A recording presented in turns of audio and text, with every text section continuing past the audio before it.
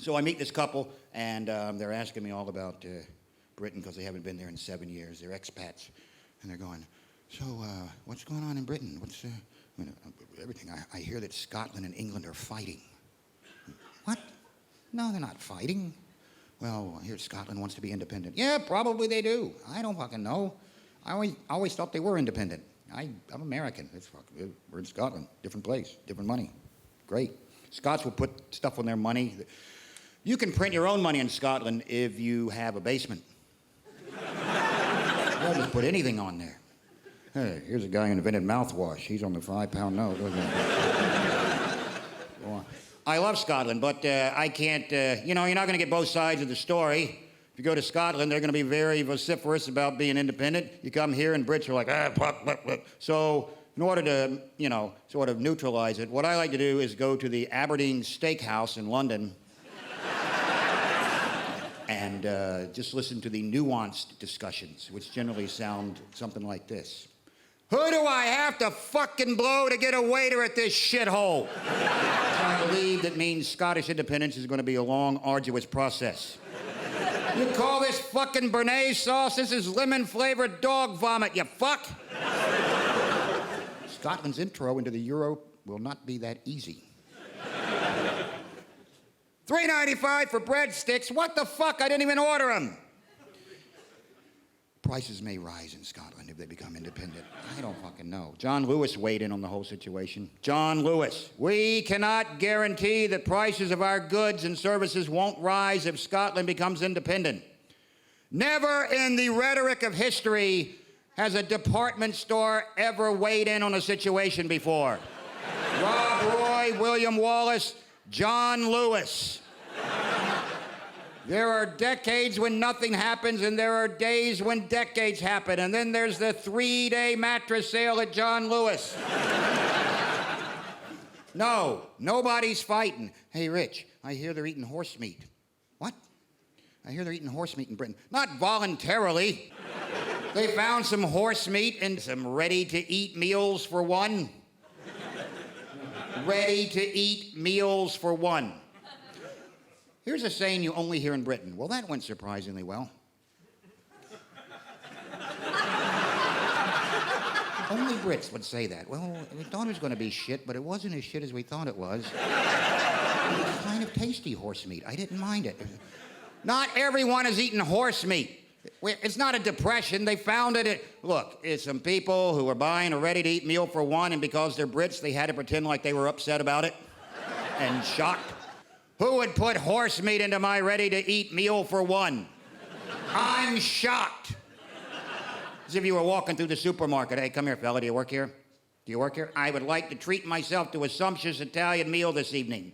Can you help me? Of course I can, sir. This is a supermarket. We sell fresh pasta and spices and tomato. Right, I forgot to mention I have no domestic skills or self-respect. Well, we have a takeaway delicatessen counter here at the supermarket. They've just made a fresh lasagna bolognese. You could take that home and heat it right up. That would involve a certain amount of time and preparation, wouldn't it? What do you have? It comes in a box. It's just a big coagulated mass of unidentifiable suborganic shit. It's then wedged into a little brown plastic bedpan. I can just shove into a microwave and push a button and watch it twirl around, and every time it comes around, give a big old fuck you to my mother and her mother and anyone who ever spent countless hours in the kitchen making tasty, palatable meals. What do you have for less than £1? But I can parade through the supermarket so everyone can see what a loser I am with my meal for one. With a serving suggestion on the front I don't even intend to live up to. Because trust me, I'm just going to stand in the kitchen in my underpants and eat whatever comes out of this box. I don't give a shit. I don't even have cutlery. I'm eating it out of a fucking Frisbee with a shoehorn, okay? I don't care. I'm going to shove it into an irradiated box and stare through the window like some warden on Texas death row who's just strapped his own dignity to the electric chair and fried it at 50,000 volts. Do you have anything like that? But I don't want any horse meat in it. Standards.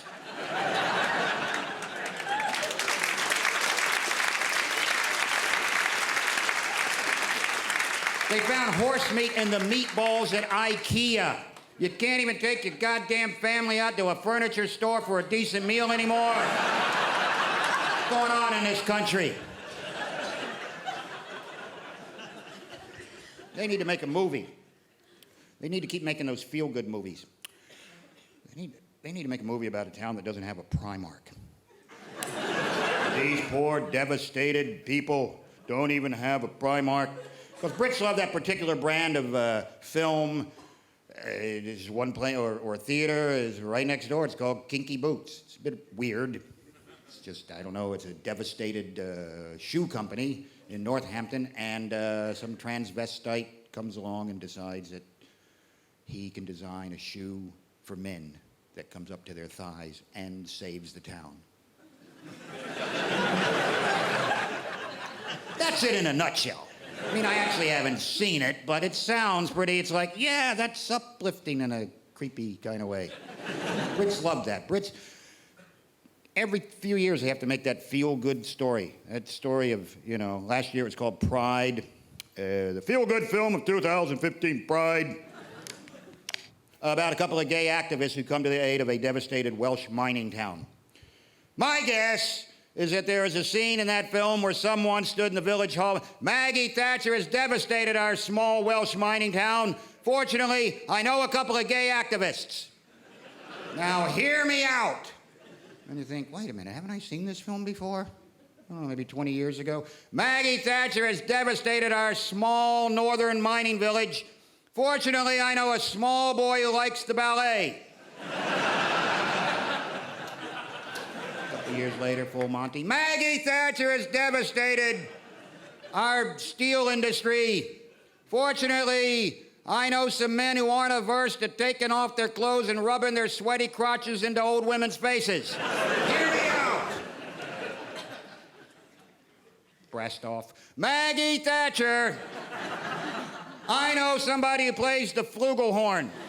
Every one of them based on a true story.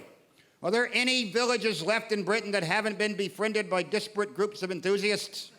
There must be producers just driving through in limos getting out. Hey, come here, fella. In the last 20 years, has your town been befriended by pimps, rodeo riders, clowns, people with Tourette's, Somali pirates, women who shoot ping pong balls from their vagina, or Jamaican bobsled teams?